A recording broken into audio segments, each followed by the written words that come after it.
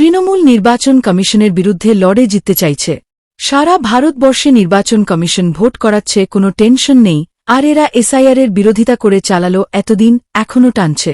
নির্বাচন কমিশনকে তৃণমূল প্রতিপক্ষ করেছে, কিন্তু ছায়ার বিরুদ্ধে লড়াই করে তো আর জেতা যাবে না। পশ্চিমবঙ্গে ঠিক যে ধরনের নির্বাচন করানো উচিত কমিশন তাই করছে, আর এতে মানুষ খুব খুশি। হিংসা আর দুর্নীতিতে যুক্ত অফিসারদের টাইট দিন, যাতে মানুষ বেরিয়ে এসে ভোট দিতে পারে, তাহলে সব পাল্টে যাবে। তৃণমূল চাপ রাখার চেষ্টা করছে, কিন্তু পারছে না, তাই মিডিয়ার মাধ্যমে হাওয়া তৈরির চেষ্টা চলছে। এছাড়া আর কোথাও তৃণমূল নেই। গুন্ডারা বাড়িতে ঢুকে গেছে, পুলিশ গুটিয়ে গেছে, আর ভোটের ডাকাতি হবে না।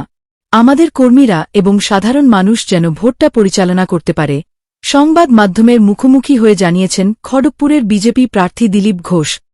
টিএমসি নির্বাচন কমিশনের বিরুদ্ধে লড়ে জিততে চাইছে। সারা ভারতবর্ষে নির্বাচন কমিশন নির্বাচন করাচ্ছে, কাজ করছে, কোনো টেনশন নেই।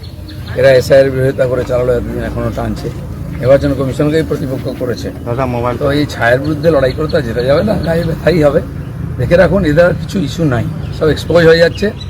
আর নির্বাচন কমিশন পশ্চিমবাংলার ঠিক যে ধরনের নির্বাচন হওয়া উচিত সেটাই করাতে চাইছে। মানুষ খুব খুশি, একদম অফিসারদের টাইট দিন, যারা এই দুর্নীতির সঙ্গে যুক্ত, এদের সঙ্গে এবং এই হিংসার সঙ্গে যুক্ত, মানুষ যাতে বেরিয়ে এসে ভোট করতে পারে সেরকম পরিবেশ দিন, সব পাল্টে।